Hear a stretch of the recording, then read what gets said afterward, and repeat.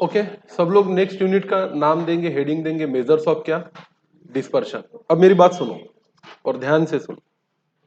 मान के चलो आपको किसी ने ये बताया कि मेजर ऑफ सेंट्रल टेंडेंसी किसी भी ऑब्जर्वेशन की एक सेंट्रल वैल्यू बताता है जो जनरल कैरेक्टरिस्टिक्स को एक्सप्रेस करता है, बराबर है, उनके जनरल नेचर को एक्सप्रेस करता है। अब मैं आपको छोटा सा एक एग्जांपल देता हूं, मुझे आपसे ही जवाब चाहिए कि आपकी इसके बारे में क्या राय है। एक क्लास है जिसमें एवरेज मार्क्स ऑफ गर्ल्स से average marks of 10 girls is equal to 50 है। 10 गर्ल्स के एवरेज मार्क्स कितने हैं, 50 है। और एवरेज मार्क्स ऑफ 10 बॉयज जो है एक पर्टिकुलर क्लास में, ये 60 है। अब मेरा आपसे सवाल है, क्या 10 गर्ल्स के एवरेज मार्क्स और 10 बॉयज के एवरेज मार्क्स ये निकाले जा सकते हैं कि नहीं निकाले जा सकते?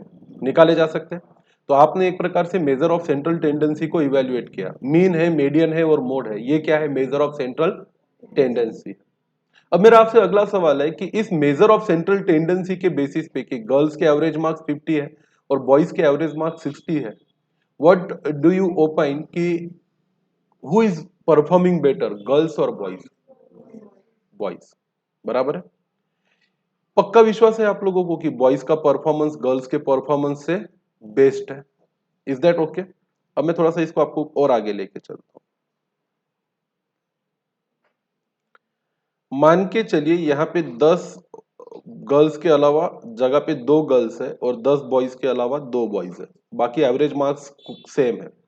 एवरेज मार्क्स ऑफ गर्ल्स है 50, 2 गर्ल का, और एवरेज मार्क्स ऑफ 2 बॉयज है 60। एक क्लास में सिर्फ 4 ही लोग पढ़ते हैं। अब बताइए, क्या आपकी ओपिनियन में कोई बदलाव आया? Who is performing better, girls और बॉयज? बॉयज, ठीक है। Who is more consistent in their studies, girls और बॉयज? बॉयज। तो आपने बड़ा इजीली एक कमेंट कर दिया कि इसके एवरेज मार्क्स ज्यादा है बॉयज के, तो boys are performing better in studies than girls and boys are more consistent in studies than girls. अब मैं आपको थोड़ा आगे लेके चलता हूं। ये जो 2 गर्ल का एवरेज मार्क आया ना 50, ये इसमें एक G1 थी जिसके एवरेज मार्क्स थे 55 और एक G2 थी, इसके मार्क्स थे 45। तो ये गर्ल्स के मार्क है। एक क्लास में 2 गर्ल है, एक गर्ल के मार्क है 55 और एक गर्ल के मार्क है कितने, 45। बॉयज के बारे में भी थोड़ा और जानकारी देता हूं आपको। एक था B1 और एक था B2। B1 का एवरेज स्कोर 90 था और B2 का एवरेज स्कोर 30 था, एक्चुअल स्कोर। अब इन दोनों चीजों को ध्यान में रखे तो ये ध्यान में आता कि गर्ल का जो एवरेज है वो 55 प्लस 45, 100 डिवाइडेड बाई 2 कितना आता है, 50 आता है। और 90 प्लस 30, 120 डिवाइडेड बाई 2 कितना आता है, 60 आता है। अब मैं आपसे पूछना चाहूंगा कि क्या आपकी सोच में कुछ बदलाव आया है क्या, कि who is performing better, girl और बॉय? एवरेज मार्क्स नहीं बदले। गर्ल के एवरेज मार्क अभी भी कितने हैं, 50, और बॉयज के एवरेज मार्क्स अभी भी कितने हैं, 60। पर क्या इस एनालिसिस को देखने के बाद आपकी सोच में कुछ बदलाव आया है क्या? क्या बदलाव आया है, क्या सोचने लगे वो? गर्ल्स के जो मार्क्स है पर्टिकुलरली वो उसके एवरेज से बहुत ज्यादा डेविएट नहीं होते। अगर गर्ल्स ने एवरेज मार्क्स 50 स्कोर किया है तो इस साइड देखे तो एक गर्ल एवरेज से 5 कम ला रही है और एक दूसरी गर्ल है जो एवरेज से 5 ज्यादा ला रही, बहुत ज्यादा फर्क नहीं है। इसको हम बोलेंगे स्कैटर्डनेस। क्या बोलेंगे, स्कैटर्डनेस या डेविएशन फ्रॉम मीन, जहां पे हमने फर्स्ट चैप्टर को एंड किया था, याद है? अगर 50 उसका मीन है तो उसके मीन से उसके ऑब्जर्वेशन कितने डेविएट हुए हैं, इसको बोला जाएगा डेविएशन फ्रॉम मीन।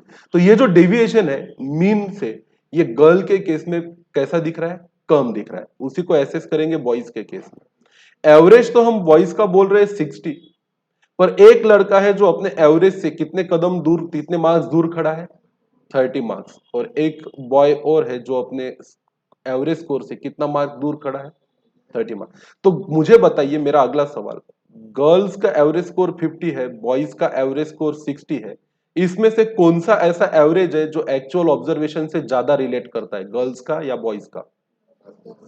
गर्ल्स का, क्योंकि गर्ल्स का जो एवरेज है वो कहीं ना कहीं उसके एक्चुअल ऑब्जर्वेशन से मिलता जुलता है, उसमें स्कैटर्डनेस या उसमें डेविएशन कैसा है, कम है। और एक जो बॉयज का एवरेज स्कोर है, भले ही कहने को 60 है पर एक्चुअल जो बॉयज के मार्क्स है वो 60 के आसपास कहीं नहीं है। एक बच्चा ऐसा है जिसको 60 से 30 मार्क ज्यादा है, तो दूसरा बच्चा है जिसको 60 से 30 मार्क कम। अब आप बोलोगे सर बात में कुछ दम तो है जो आपने बात की कि एवरेज से बाहर निकलकर हट के हमने कुछ सोचा है, पर इससे क्या फर्क पड़ जाएगा? Still the average score of girls are less than the boys, so girls are performing lesser than boys and boys are performing better than the girls. ये ओपिनियन तो हमारा बदला नहीं है। मैं आपको आगे लेके चलता हूं इसी चीज पे। पहले आप सोचेंगे समझेंगे और ये अंडरस्टैंड करेंगे कि ये जो नया चैप्टर हमारे सिलेबस में आया है इसे हमें क्यों पढ़ना है। आइए आगे आते हैं। आपके सामने आपके पास 1 करोड़ रुपए है। आपके पास कितना करोड़ रुपया है? 1 करोड़, जो आप कहीं ना कहीं पे इन्वेस्ट करना चाहते हो। पैसा होता है तो लोग इन्वेस्ट करते कि नहीं करते? करते। कहां कहां इन्वेस्ट करते? शेयर्स में, फिक्स डिपॉजिट में, स्टॉक मार्केट में, प्रॉपर्टीज में। ऐसी किसी भी जगह पे हम इन्वेस्ट करना पसंद करते हैं जहां से हमें क्या मिल सके? रिटर्न मिल सके। अब मैं वापिस आता हूं। आपके पास कोई स्कीम ए लेके आया। स्कीम का स्पेलिंग सही है क्या गलत है? जा आपके पास कोई प्लान ए लेके आया। आपके पास कोई प्लान ए लेके आया जो बोलता है हमारे प्लान में पैसा डालो आपको 50% रिटर्न मिलेगा। आपने पूछा कि कैसे आया 50% रिटर्न, तो उसने बोला पिछले कई सालों का हमने एवरेज लगाया है। जिन लोगों ने हमारे स्कीम में 100 रुपए डाले थे उनको हमने 150 रुपए वापस दिए। जिन लोगों ने हमारे प्लान में कितने रुपए डाले थे? 100 रुपए, हमने उनको कितना वापस दिया? 150 रुपीज। ये हमारा एवरेज है, तो हम कितना परसेंट रिटर्न देते? 50%। आपके सामने वो व्यक्ति, दूसरे कंपनी के लोग प्लान बी लेके आए। ये बोलते हैं कि सर उसमें पैसा मत डालिए, हमारी स्कीम में पैसा डालिए, हम आपको कितना परसेंट रिटर्न देंगे? 60%। हमारा एवरेज है कि जहां जहां लोगों ने हमें 100 रुपए लगाए हमने 160 रुपीज उनको रिटर्न दिए, मतलब 100 पे 60 कमा के दिए, तो हमारा रिटर्न कितना परसेंट है? 60%। अब आप देखो ये जो आपकी पैसा है, ये आपकी कमाई है, 1 करोड़ बहुत ज्यादा हो गया, मैं बोलता हूँ आपके पास 10 लाख रुपए है। ये इतना क्रूशल है कि आपकी खून पसीने की जिंदगी की कमाई है। आपको आपके बच्चों का भविष्य का एजुकेशन, अपनी बेटियों की शादी, सब कुछ इसी पैसे में करानी है। अगर कभी कुछ गलत हो गया और ये पैसा डूब गया तो आप बड़े नुकसान में आओगे। अब आप मुझे बताइए इसमें से आप कौन से स्कीम में पैसा लगाना पसंद करोगे? प्लान ए में या प्लान बी में? अरे मुझे बिल्कुल सादा जवाब चाहिए आपसे, कहाँ पैसे लगाना पसंद करोगे, प्लान ए में या प्लान बी में? अभी आप एकदम नए नए हो, है ना? तो आपने देखा कि प्लान बी का एवरेज रिटर्न ज्यादा है, तो मैं पैसे कहाँ लगा दूं सारे के सारे? प्लान बी में, मेरे पास जितने 10 लाख रुपए। पर शायद आगे आपकी पढ़ाई जैसे जैसे आगे बढ़ेगी, या हो सकता है कि जब आप सीए बनोगे तब आपको ऐसे कोई स्कीम और प्लान दिखाए, तो आपका तुरंत ये जवाब नहीं आएगा कि ए बेहतर है या बी बेहतर है। आपका जवाब आने वाले समय में एक ही रहेगा, कोई कुछ भी दिखाए, मुझे और ज्यादा डिटेल्स चाहिए। आपको क्या बोलना पड़ेगा? मुझे और ज्यादा डिटेल्स चाहिए। बहुत क्रूशल फैसला करने जा रहा हूं मैं, मेरी सारी जिंदगी की कमाई कहीं ना कहीं इन्वेस्ट कर रहा हूं और मैं इसमें बिल्कुल भी कोई रिस्क नहीं लेना चाहता। आपका रोल क्या रहेगा आने वाले दिनों में? भले आप खुद का 10 लाख रुपए इन्वेस्ट करो ना करो वो बात अलग है, पर ऐसे कई लोग रहेंगे, सैकड़ों लोग रहेंगे, कई सारे लोग रहेंगे जो आप पे ट्रस्ट करेंगे, आपसे पूछेंगे कि मेरे पास 10 लाख रुपए है, मुझे इसमें बच्चों का एजुकेशन और बेटी की शादी और मेरा रिटायरमेंट का प्लान सब कुछ देखना है। मैं चाहता हूं कि आप मुझे कोई ऐसी चीज बताए जहां पे मैं ये पैसा लगाऊं। तो आप बोलोगे कहाँ लगाना चाहते हो? तो बोले मेरे पास दो लोग आए थे, एक प्लान ए लेके आया था जो 50% रिटर्न देता है, और एक प्लान बी लेके आया था जो कितना परसेंट रिटर्न देता है? 60%। और एकदम मोगम में या कैजुअली आपने बोल दिया हाँ वो 60 दे रहा है तो वहां पे पैसा डाल दो, तो फिर आप सही प्रोफेशनल नहीं हो। क्योंकि averages are most of the time can mislead you. अब आप देखिए क्या हो सकता है। जो प्लान ए था ना, उसने अपना एवरेज पिछले 2 साल के रिटर्न से निकाला। एक साल ऐसा था ईयर 1 जब इसने रिटर्न दिया था 55% का, और ईयर 2 में इसने रिटर्न दिया था 45% का। मतलब जिन लोगों ने 100 रुपए लगाए, एक साल इनको 155 वापिस किए, और दूसरे साल जिन्होंने 100 लगाए उनको 145 रिटर्न दिए। और इस तरह से 45 प्लस 55 डिवाइडेड बाय 2 ये बोल रहा है कि हमारा एवरेज रिटर्न कितना परसेंट है? 50%। ऑन द अदर हैंड जो कंपनी क्लेम कर रही है कि हमने आपको रिटर्न दिए थे कितने परसेंट के, 60% के, उसका एवरेज एक साल उन्होंने 90% का रिटर्न दिया, एक साल कितना परसेंट का रिटर्न दिया, 30% का। मैं इसको और थोड़ा सा चेंज करता हूं। एक साल ऐसा था जब इन्होंने 150% का रिटर्न दिया। 150% समझते हो, 100 रुपए लगाओ 150 ज्यादा पाओ, 100 लगाओ 250 लेके जाओ। और एक साल ऐसा था जब इनका रिटर्न कितना परसेंट था, -30%। पैसा लगाया 100 रुपया, हाथ में आया कितना, 70 रुपीज। ये भी पॉसिबल। फिर इन्होंने 2 साल का एवरेज निकाला, 150 -30, 120 डिवाइडेड बाई 2, और आज आपके सामने आ गए कि हमारा एवरेज रिटर्न कितना है, 60%। बताइए मुझे क्या नजर आ रही है आपको, कहां ज्यादा नजर आ रही है, प्लान ए में कि प्लान बी में? रिटर्न कहां ज्यादा है, प्लान ए में कि प्लान बी में? प्लान बी में रिटर्न ज्यादा है तो रिस्क भी ज्यादा है, प्लान ए में रिटर्न कम है तो रिस्क भी कम। क्या कहीं पैसा लगाते वक्त सिर्फ रिटर्न को देखा जाना चाहिए कि रिटर्न के साथ साथ रिस्क को भी देखा जाना चाहिए? अगर आप सिर्फ रिटर्न को देखते हो और रिस्क को देखना ही नहीं चाहते तो मैं तो बोलता हूं पूरे 10 लाख रुपए लॉटरी में लगा दो। अगर आपको सिर्फ रिटर्न चाहिए और रिस्क के बारे में सोचना ही नहीं है तो कसिनो में लेके चले जाओ 10 लाख रुपए। कसिनो जानते हो, जुआ वगैरह खेलते हैं लोग वहां पे। या तो फिर वो पूरे के पूरे 10 लाख रुपए उठा के कहां डाल दो, जुए में लगा दो, पत्ते में लगा दो, मटके में लगा दो, 3 पत्ता खेलता है ना लोगों, ताश खेलते हैं, उसमें लगा दो। वहां पे अगर हुआ तो रिटर्न आड़ा टेढ़ा हो जाएगा। आपको हो सकता है आपके 10 लाख 10 करोड़ से ऊपर चले जाए, या तो 1 रुपया भी हाथ में ना आए। आपको तो रिस्क के बारे में सोचना ही नहीं ना, आपको तो ये चाहिए कि पैसा बढ़ता कहाँ है, फिर जहां पैसा बढ़ता वहीं पैसा डालना है तो रिटर्न के बारे में सोचो। पर क्या एक वाइज इंसान, एक समझदार इंसान एक सिक्के का सिर्फ एक पहलू देखता है क्या? नहीं, हर सिक्के के दो पहलू होते हैं, एक होता है रिटर्न और उसके साथ जुड़ा हुआ होता है रिस्क। देखिए ना, आपके पास 2 लाख रुपए, आपके पापा वो 2 लाख रुपए स्टेट बैंक ऑफ इंडिया में ले जाके 6% पर एनम से जमा करा देते हैं। कितने परसेंट से? 6%। साल का 6% बहुत ज्यादा नहीं होता। 1 लाख पे 6,000, 2 लाख पे 12,000 से ऊपर क्या नहीं मिलेगा, इंटरेस्ट नहीं मिलेगा। पर आप ही के एक रिश्तेदार है जो आपके पापा से ये बोलते हैं कि 2% पर महीने से, मतलब साल के कितने परसेंट से, 24% से ब्याज दूंगा, ये पैसा मुझे दे दो। क्या दिक्कत है फिर?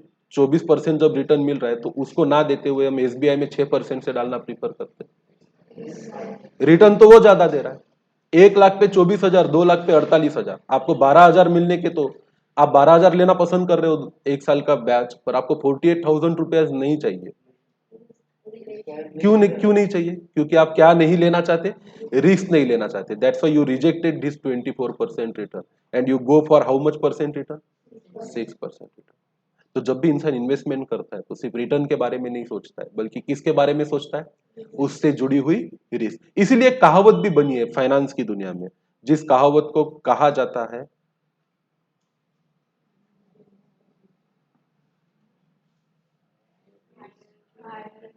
Higher the risk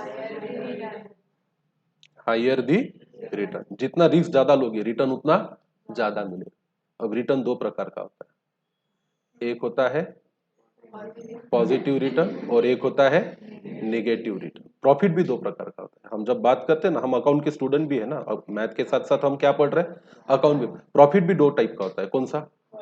positive profit और नेगेटिव प्रॉफिट। रिस्क ज्यादा लोगे तो रिटर्न ज्यादा मिलेगा, तो अगर लॉस हुआ तो लॉस भी औरों से कैसा होगा, ज्यादा होगा। जिसने रिस्क ज्यादा ली, मान्य करते कि उसका मुनाफा, उसका रिटर्न कैसा होगा, ज्यादा होगा। पर अगर बुरा हुआ सबके साथ तो लोगों से ज्यादा बुरा किसके साथ होगा?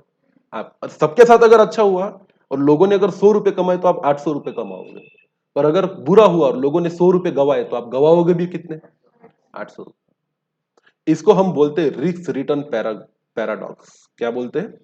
Risk return paradox. ये आपको सीए फाइनल में पढ़ना है।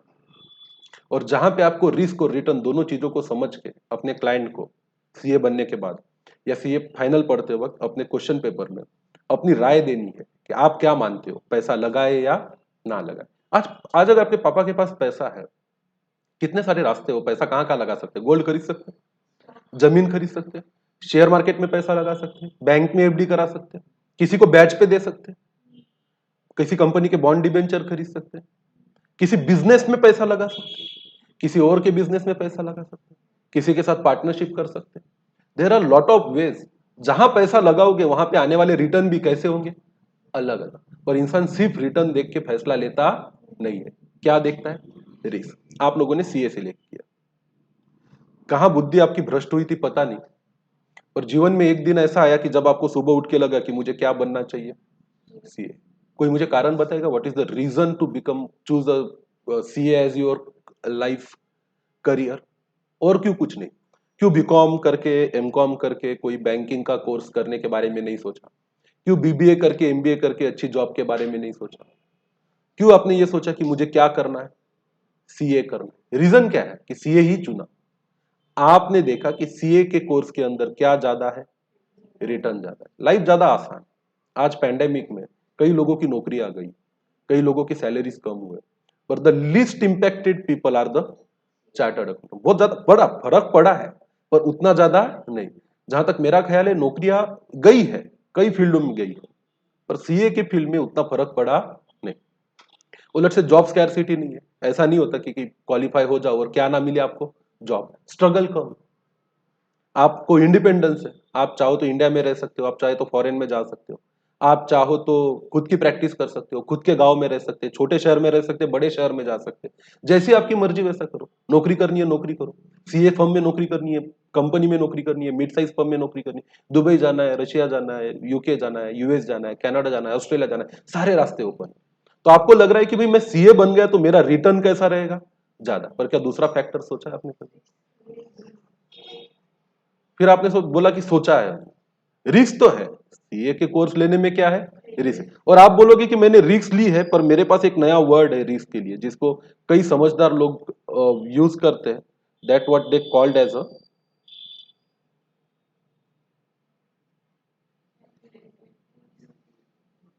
क्या आप नाम देते हैं उसको, कैलकुलेटेड रिस्क। रिस्क तो लेनी चाहिए लाइफ में, क्योंकि जब तक आप रिस्क नहीं लोगे आप कुछ कर नहीं पाओगे। बहुत ही ज्यादा सेफ चलना है आपको, तो शायद आप इस कॉम्पिटिटिव दुनिया में काफी पीछे रहे। रिस्क कहां नहीं है बोलो? नीट देना है, रिस्क है कि नहीं है? अरे हाँ कि ना?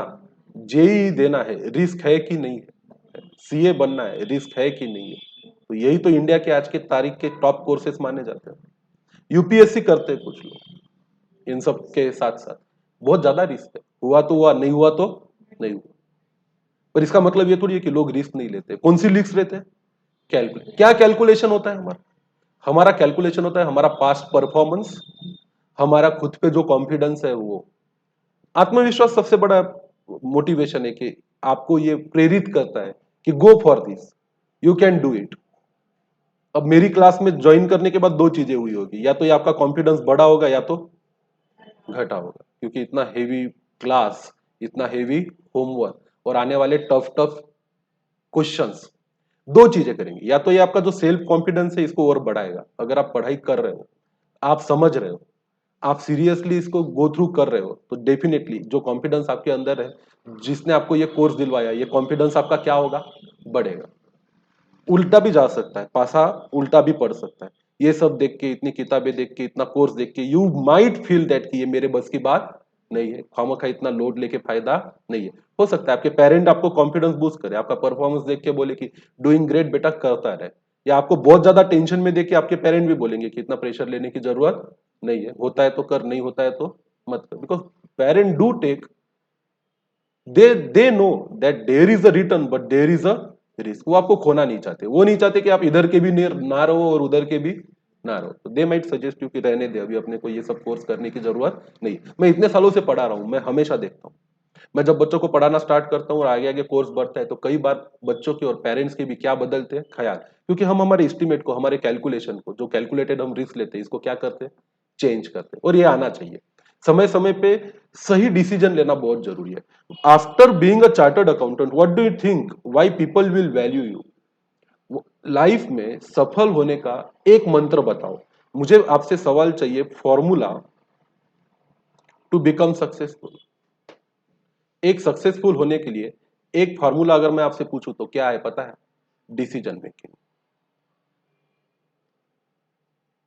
जीवन में फेलियर और सफलता के डिफरेंस को सिर्फ एक ही चीज डिफाइन करती है, वो क्या है? Decision making. सही समय पे जो सही डिसीजन लेता है वो सक्सेसफुल होता है। सही समय पे जो सही डिसीजन नहीं ले पाता वो सक्सेस। आपको डिसीजन कहां कहां लेने हैं? आपके कैरियर के बारे में आपको डिसीजन लेना है, आपके बिजनेस के बारे में आपको क्या लेना है? डिसीजन लेना है। आपके इन्वेस्टमेंट के बारे में आपको क्या लेना है? डिसीजन लेना है। इन हर चीज में डिसीजन सही होगा तो रिजल्ट सही आएगा। आज का डिसीजन गलत हुआ तो उसका परिणाम आपके कल के किस पे पड़ेगा? फ्यूचर पे पड़ेगा। अब आपने डिसाइड जब कर ही लिया है कि आपको क्या करना है, सीए करना, तो सिर्फ डिसीजन लेने से इंसान सीए नहीं बन जाता। डिसीजन तो सही है, इसको सही साबित करने के लिए आपको क्या लेने पड़ेंगे? एफर्ट्स लेने पड़ेंगे। और आपका डिसीजन सही है, आपको पूरा सपोर्ट है अपने फैमिली से, सब कुछ है, और आप क्या नहीं ले रहे हो? एफर्ट नहीं ले। अब एफर्ट ना लेने के दो कारण होते हैं। एक तो हम इस लायक है ही नहीं कि एफर्ट ले पाए, फिजिकल वीकनेस है, मेंटल वीकनेस है, या फिजिकली या मेंटली इतने स्ट्रांग नहीं है कि हम क्या ले पाए? एफर्ट। तो फिर आप पे कोई जोर जबरदस्ती नहीं कर सकता। पर आपके अंदर टैलेंट है, आपके अंदर जज्बा है, आप फिजिकली मेंटली फिट हो, फिर आप आलसी बहुत हो, इसलिए आप क्या नहीं लेते? एफर्ट नहीं लेते। फिर आपके सक्सेस की गारंटी बहुत कम है। सक्सेस किसी को फ्री में मिलता नहीं है। बहुत हार्ड वर्क, बहुत एफर्ट, बहुत त्याग करने के बाद हाथ में कुछ आता है, और ये हासिल अपने दम पे करना पड़ता है। हर कोई इतना लकी नहीं होता कि बाप दादा ने बहुत कमा के रखा है और उसके बेसिस पे क्या करेंगे? राज करेंगे। राहुल गांधी को ही ले लो, बाप दादा की दौलत में कोई कमी है क्या? पावर में कोई कमी है क्या? पर नहीं संभाल पा रहा ना, क्यों? हो सकता है कि शायद उसके अंदर अपना खुद का क्या नहीं है उतना, और होगा भी तो इतना आलसी है कि उसको कुछ करना ही नहीं है जीवन में। That's why he is termed as a failed politician. लोग उसको क्या बोलते हैं? Fail politician. और भी कई सारे नाम रखते हैं। बट क्या वो लक्की है? उसने कुछ किया नहीं किया, वो चुनाव जीता नहीं जीता, हारा, उसको कोई फर्क पड़ता नहीं है। क्या आपका जीवन ऐसा है? क्या बाप दादा ने इतना कमा के रखा है कि कुछ ना भी करो तो 7 पीढ़ी आराम से बैठ के खा सकती है? कुछ लोग होंगे शायद अपनी भी बैच में, बट क्या हर किसी को ये प्रिविलेज प्राप्त है? और दूसरा तो अपनी पहचान बनाना, अपनी आइडेंटिटी बनाना, अपने दम पे सफल होना कोई चीज है कि नहीं है? अरे हाँ कि ना? आइए वापस पढ़ाई पे वापस चलते हैं। ये तो हो गई बातें इसलिए बता रहा था क्योंकि लाइफ में हमेशा रिटर्न को देख के फैसला नहीं लेते। रिटर्न के साथ साथ क्या असेस करना होता है? रिस्क। अब मुझे बताइए, प्लान ए है आपके पास, प्लान बी है आपके पास, कहां पैसा डालना पसंद करोगे? प्लान ए में कि बी में? क्यों? रिस्क कम है। क्या कम है? रिस्क कम, तो रिटर्न भी कम। प्लान बी में रिटर्न कैसा है? ज्यादा, तो रिस्क भी कैसी है? ज्यादा। फिर आप प्लान ए में ही क्यों डालना चाहते हो? Why are you sacrificing your 10% return? 50% क्यों कमाना चाहते हो जब आप कितना परसेंट कमा सकते हो? 60%। क्या होगा आपके 10 लाख का? अगर आपको कभी 10 लाख के बदले में 150% रिटर्न मिला तो क्या पॉसिबिलिटी है कि आपके 10 लाख कितने बन जाए? 25 लाख। और अगर साल खराब पड़ा और वो रिटर्न कितना रहा? -30, तो लगाओगे 10, हाथ में कितना आएगा? फिर भी एवरेज रिटर्न कितना बना हुआ है? 60। इस प्लान में रिस्क उतनी नहीं है। या तो आपके 10 लाख के होंगे कितने? 15,50,000, या होंगे 14,50,000। ले देके ऑन एन एवरेज आपको कितना परसेंट रिटर्न मिलने जा रहा है? 50%। तो बताइए पिछले चैप्टर में क्या निकालना पड़ा था अपन? एवरेज। उसका नाम क्या था? Measure of central tendency. Dispersion का मतलब होता है डेविएशन। डिस्पर्शन का मतलब क्या होता है? Deviation. Measure of central tendency में जो दिखता है जरूरी नहीं है कि अंदर की सच्चाई भी वही हो। कई बार एवरेज कुछ और होता है, एक्चुअल आउटपुट कुछ और होता है। तो एवरेज को उसके एक्चुअल नंबर्स से जोड़कर यह देखना कि इस केस में डेविएशन कितना आया है। क्या कितना आया है? Deviation. That is what we called as a measures of what? Dispersion. ये दिख रहा है आपको? चैप्टर का नाम क्या है? Measures of dispersion. डिस्पर्शन में क्या देखोगे कि जो सेंट्रल टेंडेंसी है उसमें और उसके एक्चुअल ऑब्जर्वेशन में क्या फर्क है। अब ये डेविएशन कैसे निकाला जाता है? तो डेविएशन या डिस्पर्शन निकालने का जो मैंने यहां पे दिया आपको -5 और क्या था ये? +5, या यहां पे दिया था आपको क्या? +30 और -30। अगर ये 50 क्या है, x बार है, तो ये -5 क्या है, x माइनस x बार। ये +5 क्या है, x माइनस x बार है। अगर 30 उसका एवरेज है, मतलब क्या है, x बार है, तो -30 क्या है, x माइनस x बार। और ये +30 भी क्या है, x माइनस x बार। इस तरह से एवरेज से उसके एक्चुअल ऑब्जर्वेशन कितने डेविएट हुए हैं, इसकी जब हम स्टडी करते हैं और उसके बेसिस पे जब हम डिसीजन लेते हैं, तो हम बोलेंगे कि हम एक नया टॉपिक पढ़ रहे हैं जिसका नाम क्या है, मेजर्स ऑफ डिस्पर्शन। तो क्या तैयार हो एक नए टॉपिक को पढ़ने के लिए? चलिए हेडिंग दीजिए, क्या, measures of dispersion.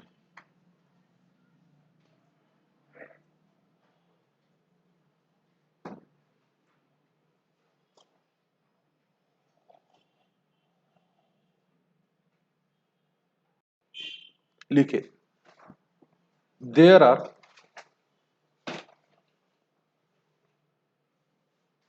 Following two types of measures of dispersions. There are two types of measures of dispersion.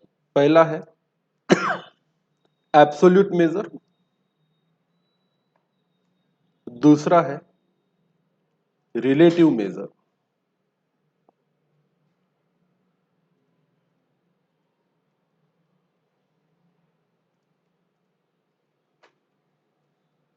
Absolute measure of dispersion और दूसरा कौन सा आएगा बेटा, रिलेटिव मेजर ऑफ डिस्पर्शन। अब मैं आपको बताता हूं, आपने कभी लाइफ में एब्सोल्यूट मेजर और रिलेटिव मेजर के बारे में शायद बहुत ज्यादा सोचा नहीं होगा। मैं आपके दिमाग में फिर से एक सवाल डालता हूं, ध्यान से देंगे और देखेंगे और मेरे सवालों का जवाब देंगे। एक क्लास में दो बॉय हैं,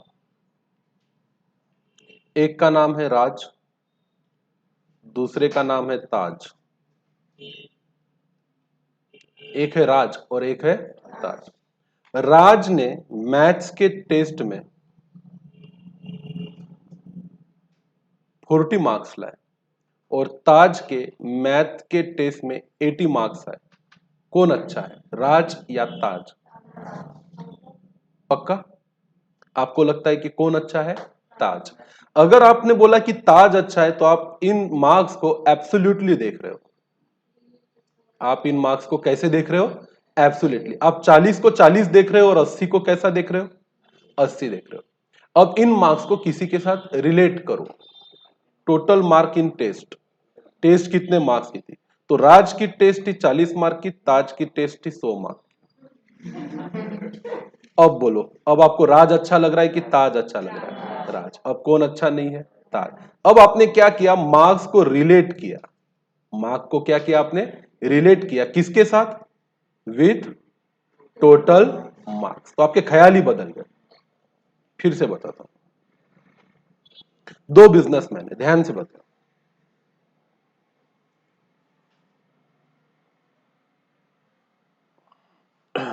एक बिजनेस मैन का नाम है मीना किजवानी। इसका नाम क्या है, मीना किजवानी। और दूसरी एक बिजनेसमैन है, इसका नाम है शीला बचवानी। दो सिंधी बिजनेसमैन है, एक है मीना किजवानी और दूसरा कौन है, शीला बचवानी। अब मीना किजवानी का जो प्रॉफिट है वो है 30,000 और शीला बचवानी का जो प्रॉफिट है वो है 50,000। किसका बिजनेस अच्छा है, मीना किजवानी का कि शीला बचवानी का? शीला बचवानी का। क्यों, क्योंकि उसका प्रॉफिट ज्यादा है।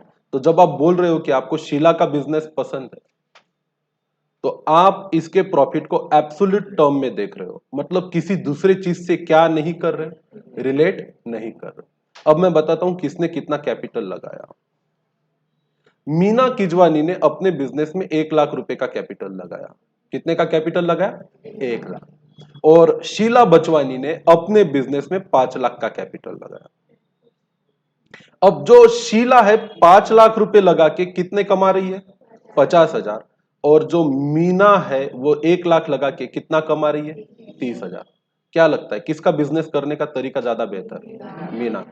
1 लाख लगा के 30,000 कमा रही, उस हिसाब से तो शीला ने 5 लाख लगा के 1.5 लाख रुपया कमाना चाहिए था, पर वो कमा कितना रही है?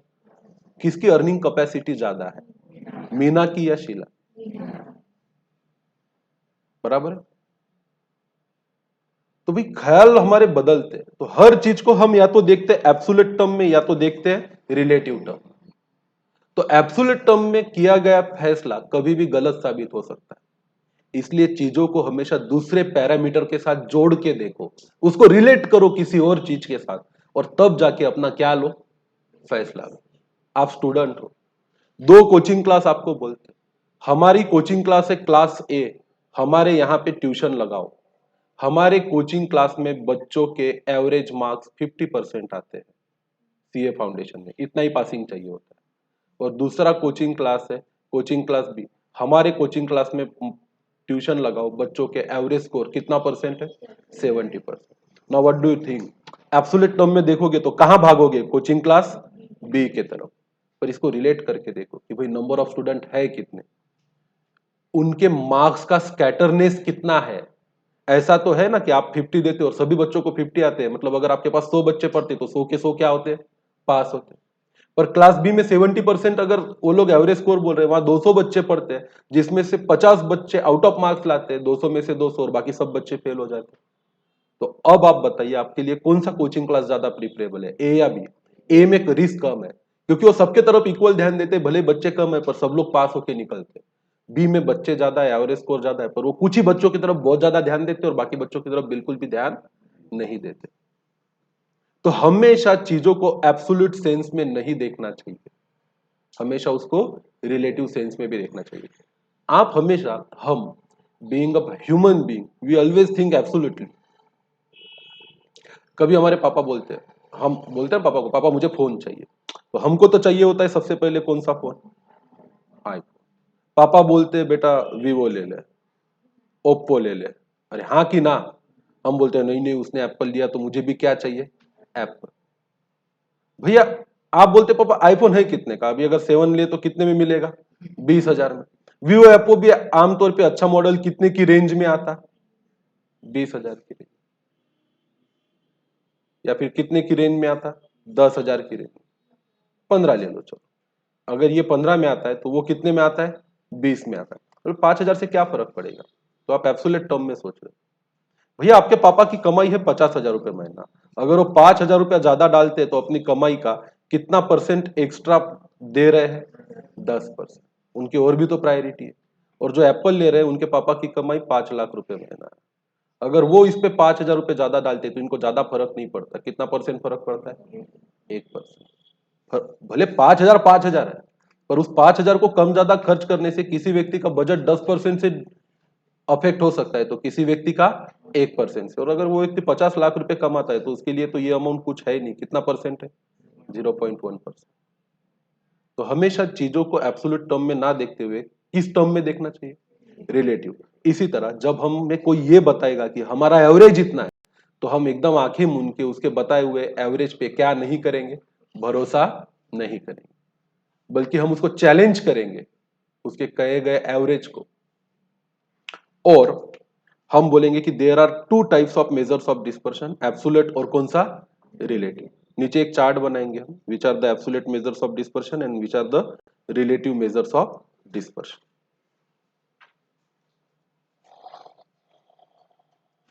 लिखेंगे आप लोग जो स्क्रीन पे दिख रहा है। 4 एब्सोल्यूट मेजर होते हैं डिस्पर्शन के, range, quartile deviation, mean deviation, standard deviation. और इन्हीं के रिलेटिव मेजर्स ऑफ डिस्पर्शन होते हैं coefficient of range, coefficient of quartile deviation, coefficient of mean deviation और कोएफिशिएंट ऑफ वेरिएशन।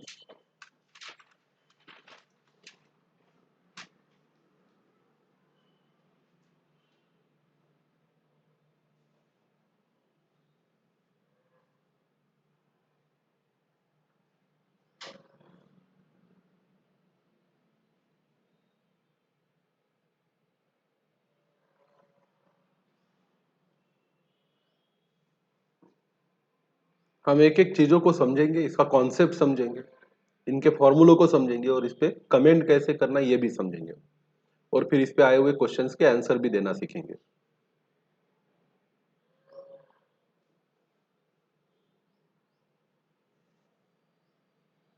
हो गया लिखना?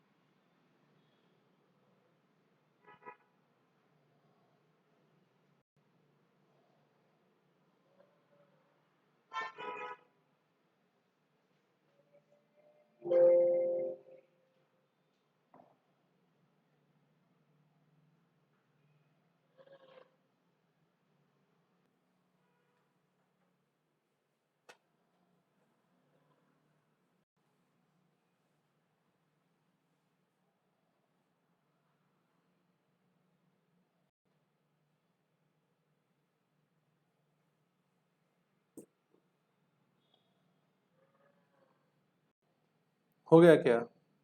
चलिए एक एक करके बड़े आसान आसान सवालों के क्या देंगे हम जवाब। सबसे पहले हेडिंग देंगे अपन, range and coefficient of range.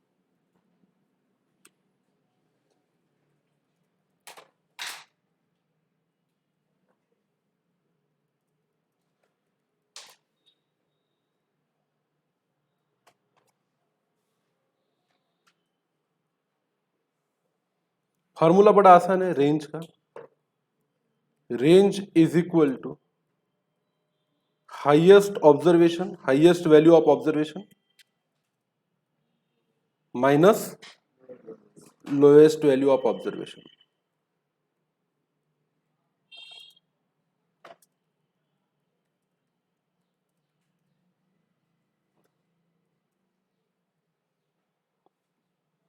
और दूसरा फॉर्मूला है कोइफिशिएंट ऑफ रेंज का, किसी को याद है? Very good. Coefficient of range का फॉर्मूला है highest observation minus lowest observation divided by highest observation plus lowest observation.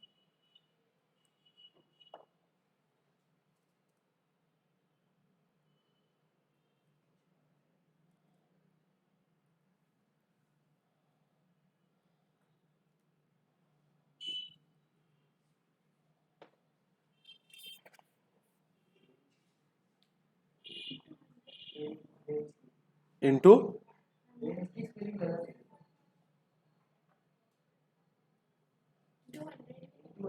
Into 100 किया तो आपका जवाब परसेंटेज में आएगा, नहीं किया तो पॉइंट में आएगा।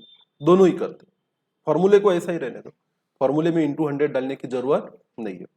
बिल्कुल एक आसान सा एग्जांपल लेंगे। एग्जांपल नंबर 1 दिया है आपको,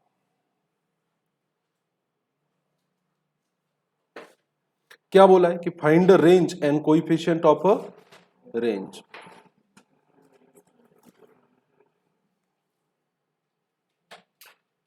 फ्रॉम द फॉलोइंग ऑब्जर्वेशन 41 20 15 65 73 84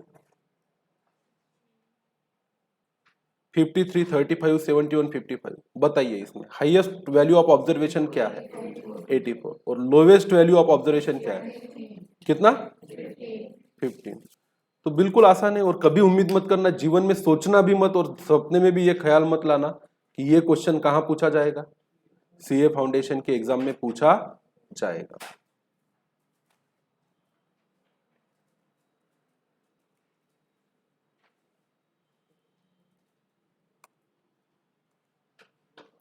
तो रेंज आएगा हमारा 84 माइनस 15, कितना था? 69। और कोइफिशिएंट ऑफ रेंज कहलाएगा 84 माइनस 15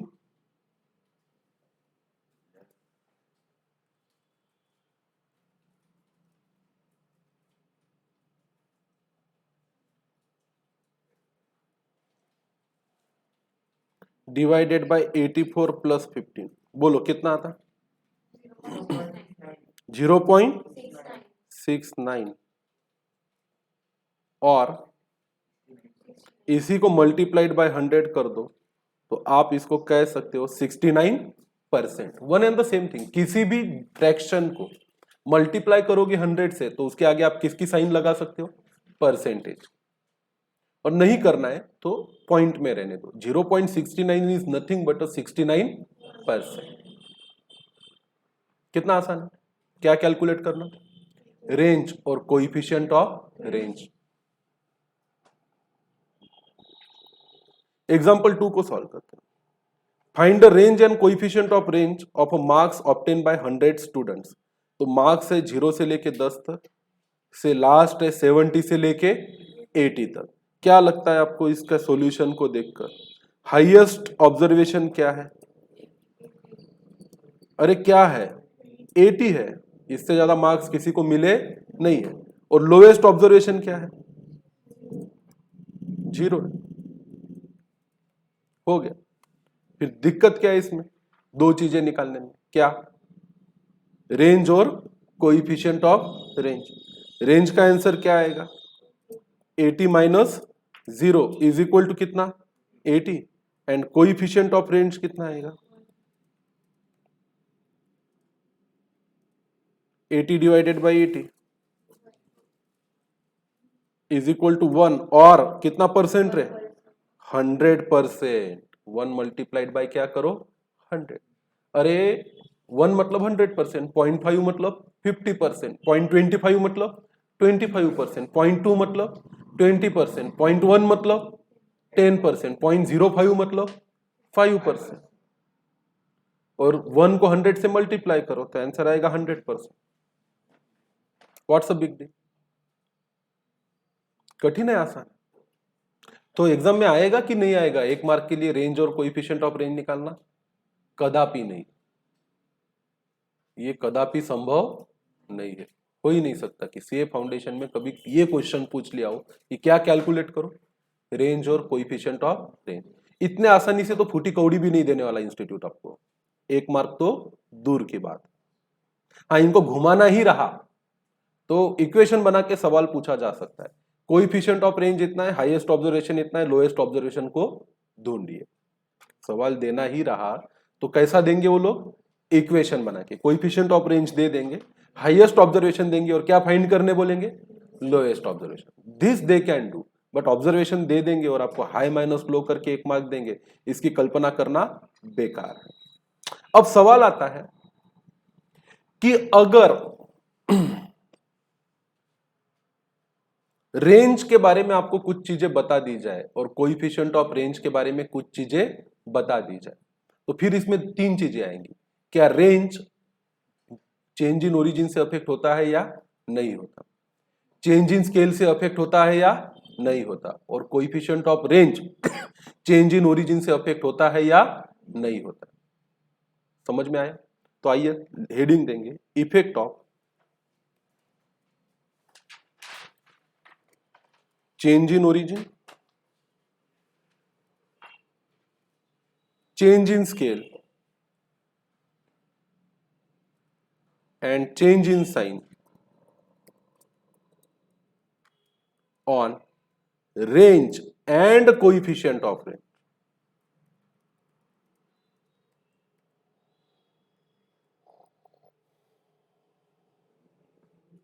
कोई भी एक छोटा सा एग्जांपल लेंगे, कोई भी एक छोटा सा क्या लेंगे?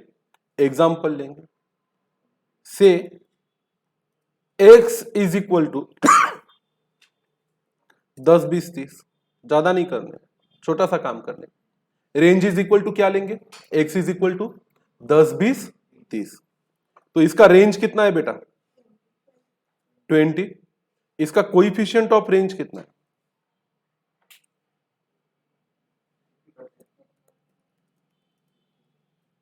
कैसा करोगे? 20 divided by 40 multiplied by 100 is equal to 0.5। और 0.5 का ही मतलब क्या होता है? 50%।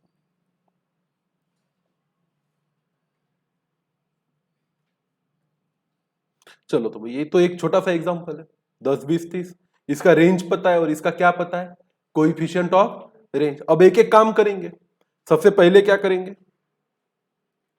चेंज इन ओरिजिन करते हैं, खुद ही करेंगे। लेट्स चेंज इन ओरिजिन में हम करेंगे लेट्स ऐड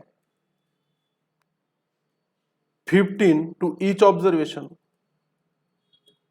हर ऑब्जर्वेशन में कितना ऐड करो, 15 वाई करो। We get y is equal to, बोलो x अगर 10 20 30 है तो y की वैल्यू क्या आएगी, 25 35 45। अब इसके नीचे लिखेंगे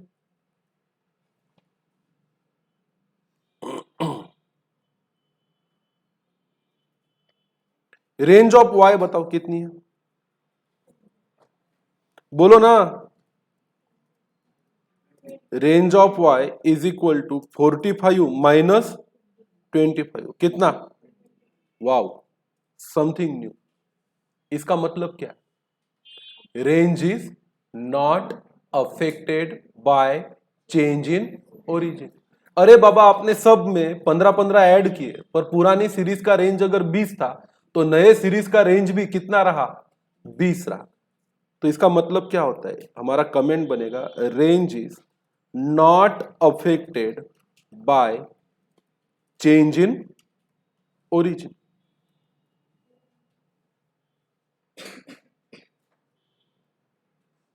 सो आप ये बोल सकते हो ना, if y is equal to x plus a, अगर y कोई ऐसी सीरीज बनी है जो x में a को ऐड करने से या लेस करने से बनी है, then range of y is equal to range of x ही होगा।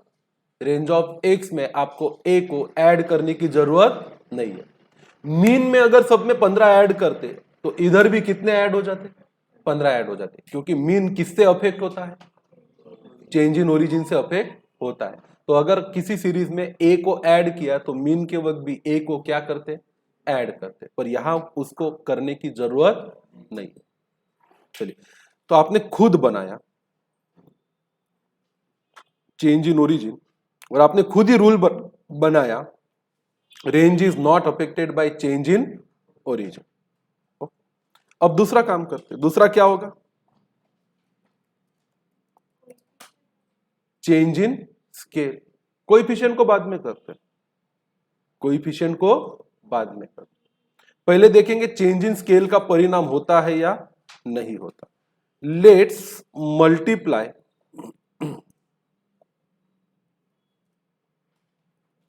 All observations by 3। सभी ऑब्जर्वेशन को कितने से मल्टीप्लाई करेंगे, 3 से। We get y is equal to, बोलो 10 multiplied by 3 30, 20 multiplied by 3 60 and 30 multiplied by 3 90। और रेंज ऑफ y बताओ तो क्या आएगा, 90 माइनस 30 इज इक्वल टू कितना, 60। अगर सब मल्टीप्लाई ऑब्जर्वेशन को 3 से मल्टीप्लाई किया तो रेंज भी 3 से क्या हो गया, मल्टीप्लाई। अरे ओरिजिनल रेंज कितना था, 20, अब नया रेंज कितना आया, 60। क्यों आया, क्योंकि सब ऑब्जर्वेशन को 3 से क्या किया, मल्टीप्लाई, तो रेंज भी 3 से क्या हो गया, मल्टीप्लाई। अरे हां कि ना,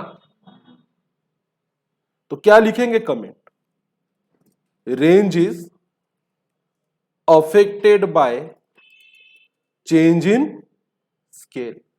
भले चेंज इन ओरिजिन से रेंज पे अफेक्ट नहीं पड़ता, पर चेंज इन स्केल से रेंज पे इफेक्ट पड़ता है।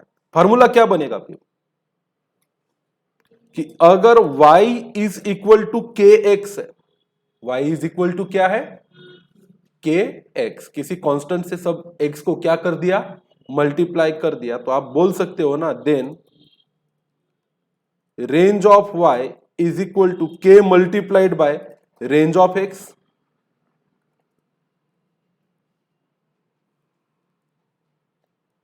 यस और नो, अगर y is equal to k x है, सभी x को एक कांस्टेंट से मल्टीप्लाई कर दिया, तो ये बोलने में क्या बुराई है कि ये स्क्रीन पे देखो, then the range of y is equal to k into range of क्या, x।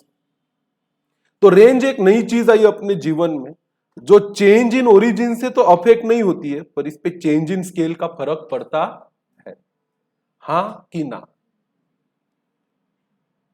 तीसरा हम इसी की प्रॉपर्टी को जज करेंगे, और ये ध्यान में रखना, ये अगर ऊपर 8 मेजर्स है, 4 एब्सोल्यूट मेजर और 4 रिलेटिव मेजर, तो हर चीज में आपको change in origin, change in scale, change in sign, simultaneous change in origin and scale, इन सब प्रॉपर्टीज को क्या करना है, जज। तो जब मैं बोलता था ना 7000 7500 फॉर्मूले, तो बताइए हर चीज में 4, तो 8 चीज में कितने, 56 फॉर्मूले तो चैप्टर के शुरू करते ही बन जाते। पर क्या सही मायने में ये फॉर्मूला है कि लॉजिक है? तो क्या याद करोगे क्या, range is not affected by change in origin but affected by change in scale, simultaneous रहा तो एक से अफेक्ट होता है, एक से नहीं होता। कोएफिशिएंट में पता नहीं क्या है, भूल गया। Standard deviation is affected, coefficient of standard deviation not affected, quartile deviation affected, quartile deviation not affected, quartile affected, mean affected, median affected, पता नहीं क्या अफेक्ट हो रहा है और क्या अफेक्ट नहीं हो रहा। This is going to happen with you. इसलिए मगअप करके रट्टे मारने के चक्कर में पड़ने का नहीं, हमेशा अपना एक छोटा सा 3 सेट का क्या लेने का, 10 20 30 का एग्जाम्पल लेने का, उसी का मीन निकालना, मीडियन निकालना, मोड निकालना, कर्टाइल निकालना, डिसाइल निकालना, परसेंटाइल निकालना, तो उसी का quartile deviation, mean deviation, range, coefficient of range, coefficient of mean deviation, coefficient of quartile deviation, standard deviation, variance, coefficient of variation, ये जो भी चीजें आपको इन सब चैप्टर्स में पढ़नी है वो सब निकालने का, और उसका अपना लॉजिक क्या करने का, डेवलप करने का। बार बार प्रैक्टिस करोगे तो धीरे धीरे चीजें याद हो जाएगी, पर शायद 20-25 साल लगेंगे, क्योंकि 10 साल में मुझे तो सबका याद नहीं हुआ कि क्या अफेक्ट होता है और क्या अफेक्ट नहीं होता, और मुझे ये पता है कि उसको निकालते कैसे, और मुझे 5 से 10 सेकंड से ऊपर समय लगता नहीं है। छोटा सा एग्जांपल लूंगा रफ में, 10 20 और क्या करूंगा, 30 करूंगा, इसकी रेंज लिख लूंगा, उस सबको 2 से मल्टीप्लाई करूंगा, उसकी रेंज लिख लूंगा, मेरा कॉन्सेप्ट क्लियर हो गया कि रेंज को अफेक्ट होता है या नहीं होता। Is that okay? आगे बढ़,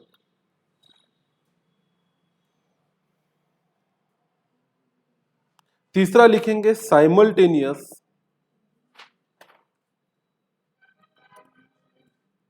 चेंज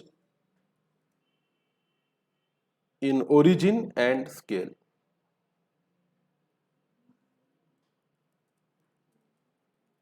दोनों साथ साथ करके देखो, लिखेंगे let's multiply all observations by 2 and add 5, we get y is equal to, सबको 2 से मल्टीप्लाई करो और बाद में उसमें 5 क्या करो, ऐड। 10 को 2 से मल्टीप्लाई करो, कितने होंगे, 20, 20 और 5 25, 20 को 2 से मल्टीप्लाई करो, कितना, 40, 40 और 5 45, और कितना, 60। फिर आप नीचे लिखेंगे रेंज ऑफ y, कितना, 40। भाई 2 से मल्टीप्लाई किया, 5 ऐड किया, उसके बाद ओरिजिनल का रेंज सिर्फ 2 से मल्टीप्लाई हुआ, पर उसमें 5 ऐड नहीं हुआ, होना भी नहीं चाहिए। क्यों? क्योंकि रेंज किससे अफेक्ट होता है, सिर्फ चेंज इन स्केल से। किससे अफेक्ट नहीं होता, चेंज इन ओरिजिन से अफेक्ट नहीं होता। तो कॉमन प्रॉपर्टी लिखेंगे,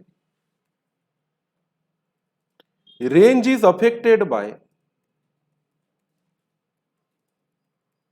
change in scale but does not affected by change in origin।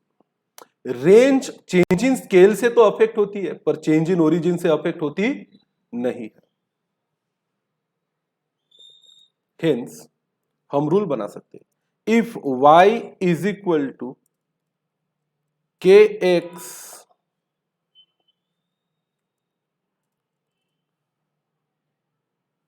Plus a, अगर y कोई एक ऐसी सीरीज बनी है जहां पे सारे ऑब्जर्वेशन को k से क्या किया गया है, मल्टीप्लाई, और उसमें कोई कांस्टेंट a क्या किया गया है, ऐड, देन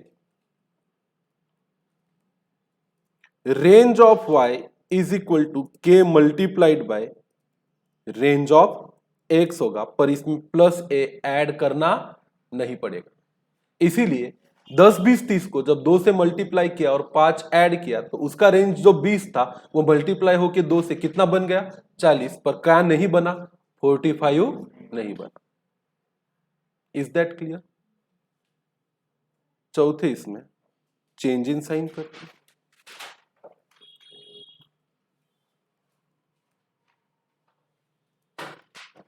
अब चेंज इन साइन कुछ नहीं है, हालांकि चेंज इन साइन हम करते किसी किताब में नहीं मिलेगा आपको।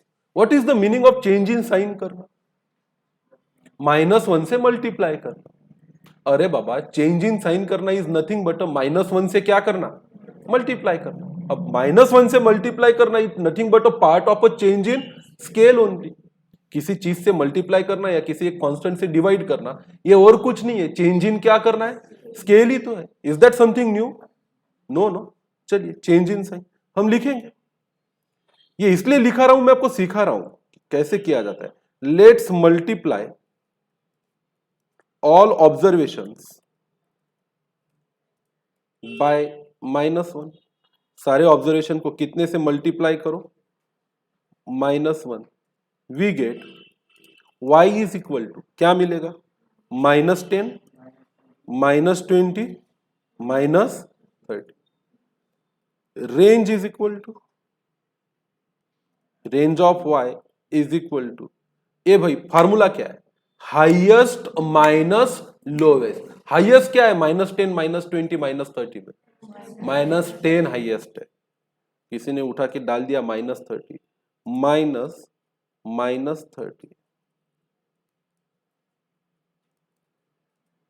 बोलो क्या होगा ये? -10 + 30 इज इक्वल टू व्हाट? 20। क्या सीखे फिर?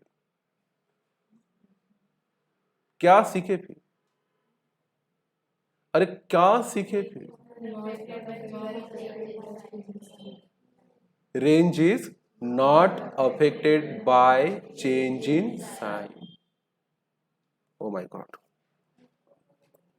Range is not affected by change in sign. Sign का तो भाई रेंज को एक फूटी कौड़ी का फर्क पड़ा नहीं। क्या रूल बना सकते फिर? So if y is equal to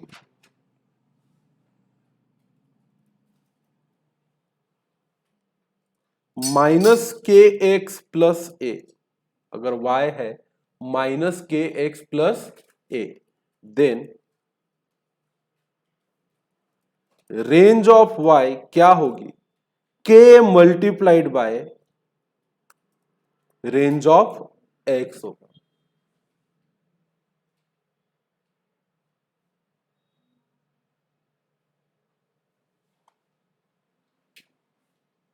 k क्या है आपका? 1 है। उसके आगे कौन सी साइन लगाई आपने? माइनस है। तो अगर आपको कोई इक्वेशन दिया है y is equal to a minus k x, और आपको x का रेंज पता है, किसका रेंज निकालना है? y का। ना तो आप प्लस a करोगे ना तो माइनस a करोगे। जिससे मल्टीप्लाई किया है वो रखोगे पर उसकी साइन नहीं रखोगे। साइन से अफेक्ट नहीं होता, पर मल्टीप्लाई करने से अफेक्ट होता है। अब देखो, वैसे तो 5 से डिवाइड करना और कुछ नहीं है, 1/5 से मल्टीप्लाई करना ही होता है। अगर किसी ऑब्जर्वेशन में आपको ये बोले कि इन ऑब्जर्वेशन को 5 से क्या किया है? डिवाइड, तो एक्चुअली आपने 5 से डिवाइड किया ही नहीं है, टेक्निकली उसको 1/5 से मल्टीप्लाई ही किया है। तो डिवीजन को भी आप एक मल्टीप्लिकेशन के रूल से लेके चल सकते हो। तो अगर y कैसे बनाए? -kx प्लस a, तो रेंज ऑफ y क्या बनेगा? k into range of x, irrespective of what? Sign. क्योंकि साइन से रेंज को फर्क पड़ता नहीं है, नहीं है, नहीं है। बात भेजे में गई? बड़ी ही अच्छे तरीके से समझ में आई क्या? अब ये तो हो गया चेंज इन साइन सब रेंज का। अब यही सब कारभार किसके लिए करना चाहिए? कोएफिशिएंट ऑफ रेंज के लिए। आपके पास इसके नीचे जगह है क्या?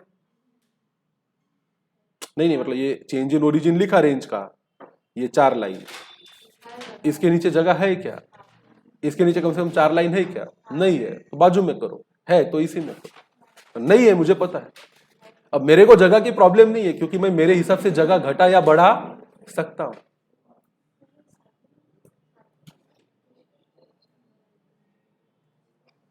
ऑल्सो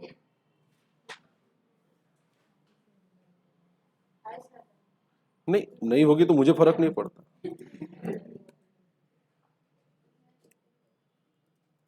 कोइफिशिएंट नीचे लिखो ना, मेरे को गालियां मत दो, नीचे लिखो।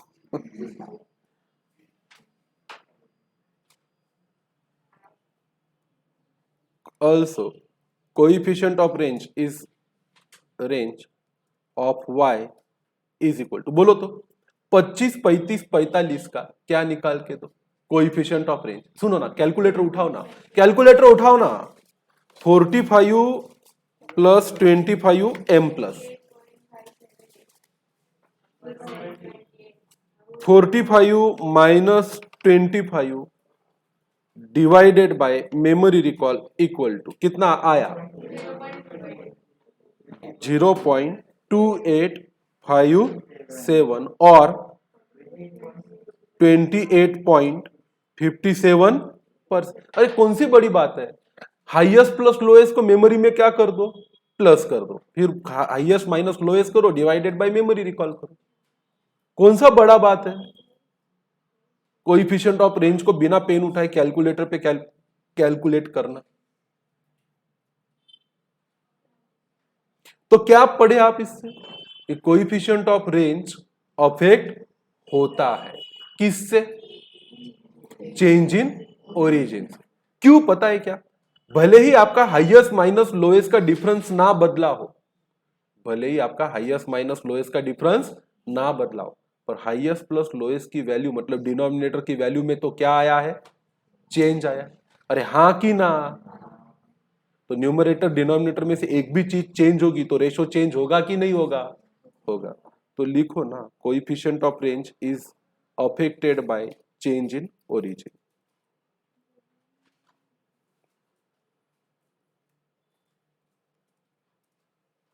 ये 2 लाइन लिखनी है बस हर केस में।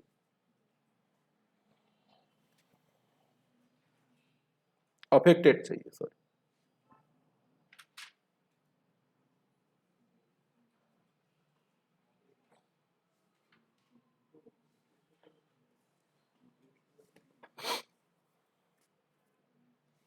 देखो स्क्रीन पे दिख रहा है सबको?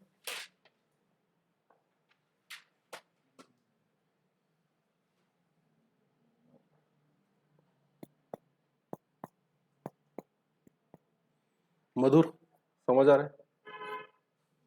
साफिया, राधा, पूर्वा, जो लोग मई में अटेम्प्ट दे रहे हैं उन लोगों का ज्यादा लोड है मेरे को, क्योंकि इन लोगों को तो मैं एक बार और पढ़ा दूंगा और तुम लोगों को ऑलरेडी तीसरी बार पढ़ा था, दूसरी बार। तो 12 के बाद था थर्ड राउंड, पर अब वो सब तो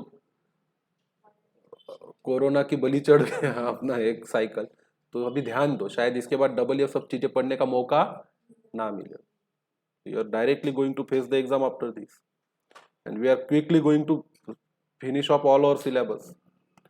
ओके, चेंज इन स्केल में अगर मैं आपसे पूछूं कि कोएफिशिएंट ऑफ रेंज कितना आता है 30, 60 और 90 का, तुरंत बताओ ना।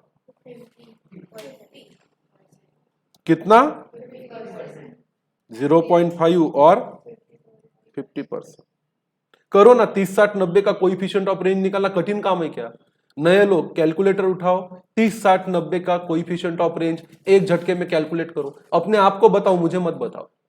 मैं चाहता हूं कि बिना पेन पेंसिल उठाए 30, 60 और 90 का कोएफिशिएंट ऑफ रेंज तुरंत कैलसी पे दिखना चाहिए। कितना आसान है? 90 plus 30 m plus 90 minus 30 divided by memory recall is equal to, ए वो पन्नी वन्नी किसने लगाई? निकाल रहे हो सब? तेरे को दहेज में लेके जाना है वो कैलकुलेटर? सूटकेस में बांधनी है, पैकिंग करते हो तो चलो ससुराल आएगा मेरे साथ। लो सर, खड़खड़ खड़खड़ आवाज करता है। तो कल हमारे ऑफिस में एक नई लड़की आई, उसने लैपटॉप को कवर पहना के रखा, पूरा ऐसा ढकढुका के प्लास्टिक का। फिर दोपहर तक काम करने के बाद बोले सर ये हैंग हो रहा है। मैंने होगा ही ना, उसके हीट बाहर ही नहीं निकल रही, इतना कवर। अब इसके अंदर गर्मी होती है, एक फैन होता है, वहां से एग्जॉस्ट होनी चाहिए उसकी, नहीं होगी तो वो तो फट जाएगा एक दिन। नहीं, यकीन नहीं आता तो इसके नीचे हाथ लगा के देखो कितना हीट होता है इसमें। गेमिंग लैपटॉप देखो, इस आग का अंगारा का गोले छोड़ते हैं, कभी देखते होंगे तो बहुत ज्यादा जब चलता है तो उसे मस्त तो ऐसा पैकिंग वैकिंग करके रखो। आगे, हाँ तो क्या सीखे, कोएफिशिएंट ऑफ रेंज पे अफेक्ट पड़ा क्या? पहला कितना था ओरिजिनल का 50%, नए का भी कितना है 50%। तो कोएफिशिएंट ऑफ रेंज अफेक्ट नहीं होता। आप बोलोगे सर इतना थोड़ी ना याद कर सकते हैं, तो यहीं पे कंफ्यूज हो गए हम, कुछ अफेक्ट हो रहा है तो कुछ अफेक्ट नहीं हो रहा। अब लॉजिक भी है, what is the coefficient of range रे? नीचे सब चीजों को आप लोगों ने 3 से मल्टीप्लाई किया, न्यूमरेटर को, तो डिनोमिनेटर को भी 3 से मल्टीप्लाई किया, 3 3 तो ऐसे ही क्या हो गए कैंसर। अरे जितने से न्यूमरेटर चेंज हुआ उतने से ही क्या चेंज हुआ डिनोमिनेटर, तो रेशो चेंज होगा क्या? सिंपल मैथ्स है ना भैया, इतना मैथमेटिक्स तो आता है कि नहीं आता।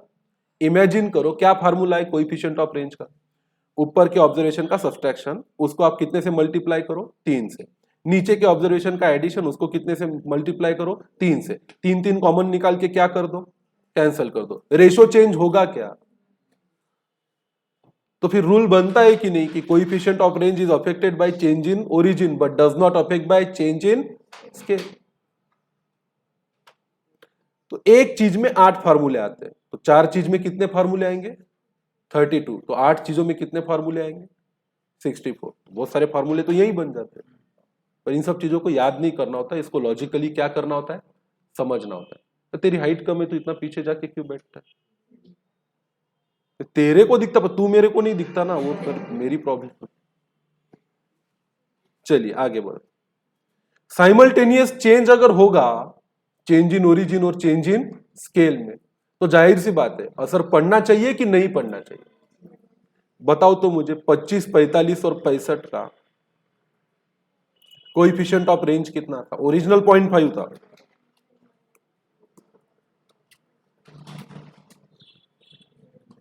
कितना 0.44, और कुछ नहीं आता क्या 44 के बाद 4444, तो 44.44% हो गया। तो coefficient of range is affected bye simultaneous change in origin and scale।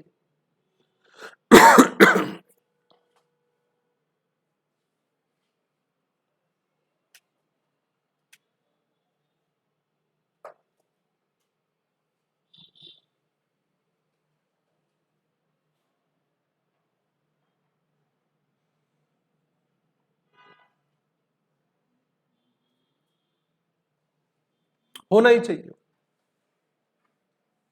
अगर एक से होता है एक से नहीं होता है तो दोनों को मिक्स कर दो, तो कुछ ना कुछ तो उस पर परिणाम पड़ेगा, और 100% पड़ेगा। फिर आप बोलोगे सर इसका डायरेक्ट फार्मूला नहीं बनता क्या? अगर कोएफिशिएंट ऑफ रेंज y इतना है तो कोएफिशिएंट ऑफ रेंज x कितना होना चाहिए? बनता पर क्रिटिकल है, बनता पर कैसा है क्रिटिकल, क्योंकि कुछ वेरिएबल चेंज होते तो कुछ वेरिएबल चेंज नहीं होते। क्वेश्चन अगर वैसा आया तो सोचना भी पड़ेगा, उस पर मेहनत करनी भी पड़ेगी। चेंज इन साइन के बाद बताओ, -10 -20 और -30 का कोएफिशिएंट ऑफ रेंज बता दो ना मुझे, कितना था -50%।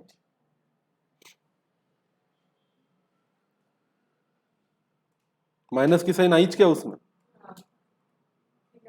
क्यों? क्योंकि ऊपर भले चेंज नहीं हुआ पर एक नीचे तो क्या हुआ चेंज हुआ, एडिशन हुई तो नीचे माइनस साइन लग गई।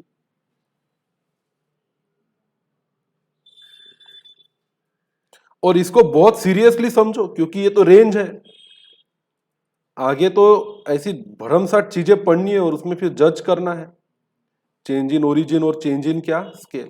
तो आमतौर पे 11 स्टैंडर्ड में आपको जो क्वेश्चन आते हैं स्टैटिस्टिक्स में, 12 स्टैंडर्ड के बोर्ड में भी ये सब है, जहां आपको range, coefficient of range, standard deviation, quartile deviation, mean deviation, coefficient of variation निकालना है, और चेंज इन ओरिजिन और चेंज इन स्केल की प्रॉपर्टीज भी है।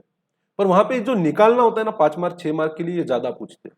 यहाँ पे अब 1 मार्क का मल्टीपल चॉइस क्वेश्चन का एग्जाम है आपका, तो इसमें बड़े बड़े फर्रों में मीन मीडियन मीन निकालो, ये शायद ही पूछेंगे, पूछते हैं कभी कभी, पर इसका बहुत ज्यादा वेटेज नहीं रहता, बल्कि उसकी जो प्रॉपर्टीज होती है उस पर क्वेश्चन कैसे पूछे जाते हैं, ज्यादा पूछे जाते हैं।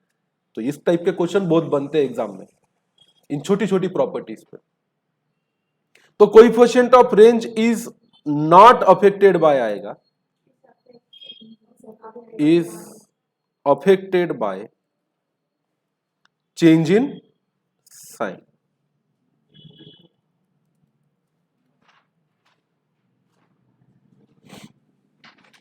हो गया बेटा सब। अब आता है क्वेश्चन के time. Example number 3, relationship between x and y कुछ इस तरह से 3x plus 2y is equal to 13 and the range of x 12 दिया है, तो आपको रेंज ऑफ क्या निकालना है, y। अरे हाँ कि ना, अरे यस और नो। तो पहले तो हमको फार्मूले को चेंज करके क्या करना पड़ेगा, y इज इक्वल टू, फिर उसमें 3 चीजें दिखेंगी, एक दिखेगा चेंज इन ओरिजिन, एक दिखेगा चेंज इन स्केल, और एक दिखेगा चेंज इन साइन। किसी से अफेक्ट नहीं पड़ता रेंज को सिवाय चेंज इन स्केल से। आओ फिर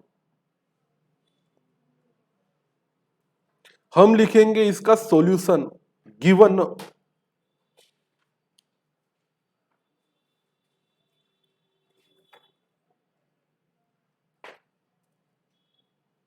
3x plus y is equal to 13 and therefore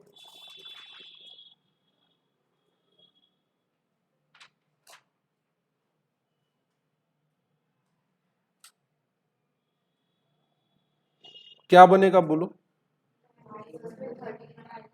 पहले तो 2y रे, 2y is equal to 13 minus क्या 3x and therefore y is equal to 13 minus 3x whole divided by क्या 2।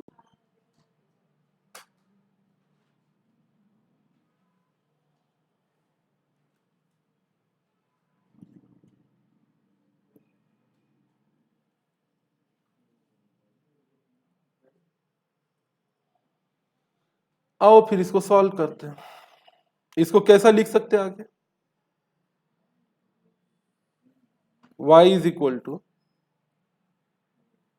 13/2, अरे हाँ कि ना, तो y is equal to 13/2 minus 3/2x, अरे हाँ कि ना। अब ये 13/2 को प्लस करना मतलब क्या है एक्चुअली, चेंज इन ओरिजिन। 3/2 से मल्टीप्लाई करना क्या है, चेंज इन स्केल, और उसके आगे माइनस की साइन लगा देना क्या है, चेंज इन साइन। तो हम लिखेंगे hence range of y is equal to 3/2 range of x। भाई मेरा तो यही बना फॉर्मूला।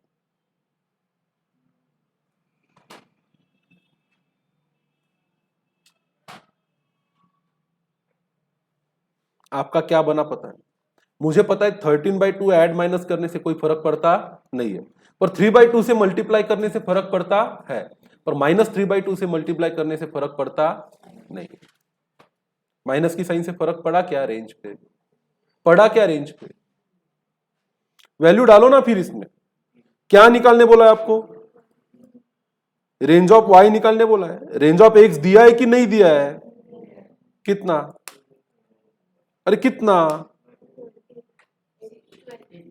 अरे कितना, तो रेंज ऑफ y कितना आएगा, कठिन है क्या आसान है,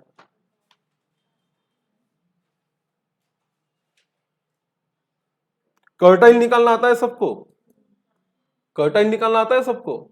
तो क्वेश्चन नंबर 4 का क्या निकाल के लाओगे घर से, कर्टाइल Q1 Q2 और Q3। और कल मैं आपको फार्मूला बताऊंगा इसका कर्टाइल डेविएशन और कोएफिशिएंट ऑफ कर्टाइल डेविएशन का लिया। आज के लिए इतना काफी है, समझ में आया, कोई डाउट है तो पूछ लो इससे पहले कि हम पैकअप करें। Any doubt in any question, अच्छा, कुछ अलग पढ़े कि वही है रूटीन जो स्कूल के जमाने से पढ़ते आ रहे हैं? कुछ अलग पढ़े कि वही था जो 10th तक पढ़े? अलग था। अच्छी बात है। डाउट है किसी को? डाउट पूछा करो।